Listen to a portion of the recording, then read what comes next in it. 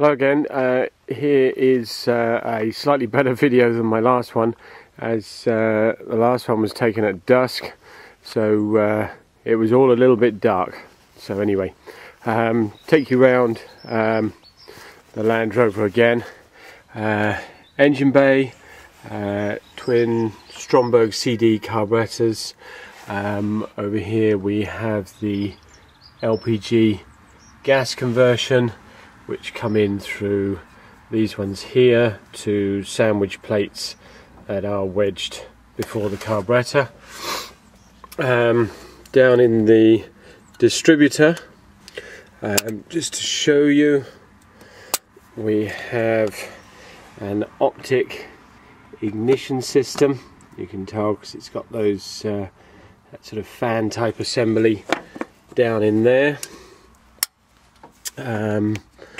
What else to show you? Excuse me a moment.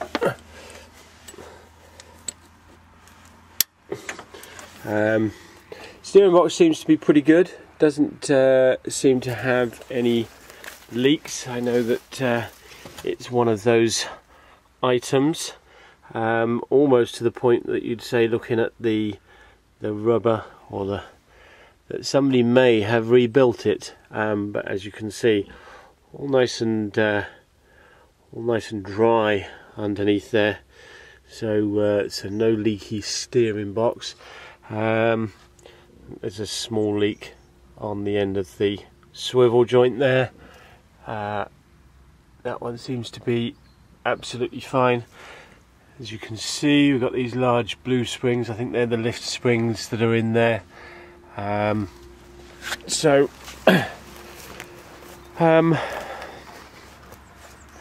fairly straight panel wise. A little bit of a few bits and pieces. Somebody's bunged a load of pop rivets down along the edges of the door. The doors themselves, the bottoms, we can see there, all seem to be, whether or not it was flapping around, I don't know. The old chunky 750s. What to tell you?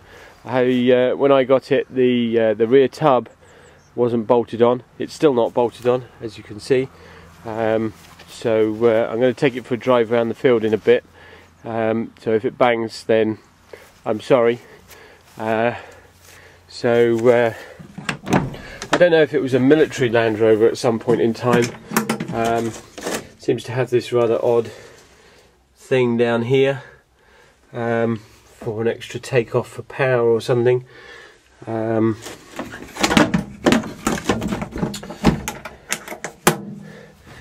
The gas fill up. Got the cradles still stuck in the rear tub. Fill up piece for the LPG at the gas station, and a bunch of other bits all just stored away at the moment for safekeeping in the cover for the fuse box. That temperature gauge doesn't seem to do anything. I don't think it's actually plugged in at the moment. Oil temperature does work. That at the moment seems to be the temporary LPG on and off, because at the moment this is petrol, then this is LPG. The petrol, I'll show you, is controlled by the fuel pump being under there, and then when you switch it off, then obviously it's turning off the fuel pump, starving the carburetors of fuel, and then switching on the LPG system. So we'll start it up now. Cup of tea, a bit closer to that.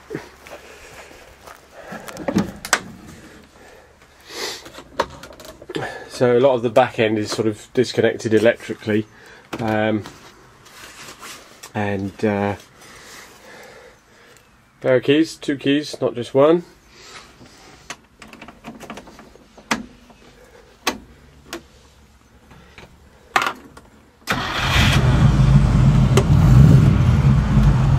Okay, so up and running.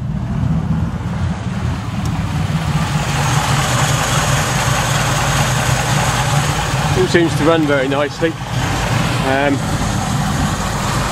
rev it up again for you, as we did the other night.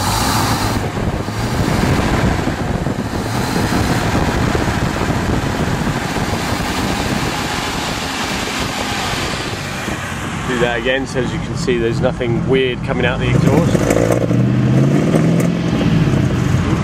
I've still got the choke on.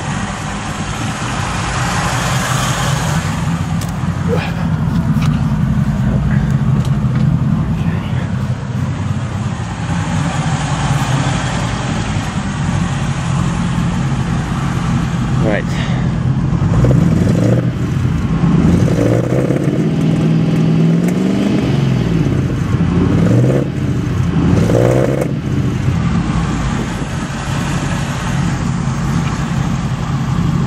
Okay, so as you can see, just all white out of here. Oh, exhaust is a bit knackered on the end as well. I'm going to take you underneath the car now and show you what I mean by needs a new chassis.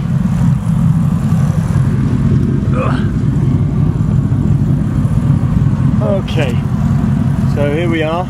You can see we've got some rather large holes going all the way back to the what I call the radius arms, and rather a large amount of rot going on in the rear of the chassis. Up until this point it's perfectly okay. I'm just feeling for where the other rot is, but you can just see it all around, which kind of makes me think that it's really new chassis time as opposed to repair. So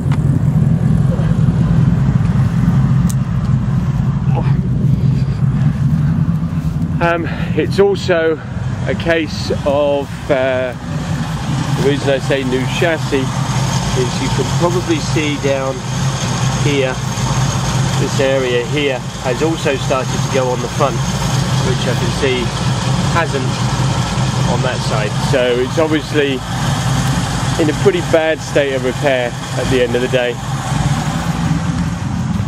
So yeah, that's it. I should also say that there is a gas tank, obviously, which is sitting over there at the moment. The reason it's sitting there is because it is absolutely full of gas. So that obviously comes with it. Spare wheel. What else to say? You can see all the panels are pretty straight, but air gun target, free air gun target.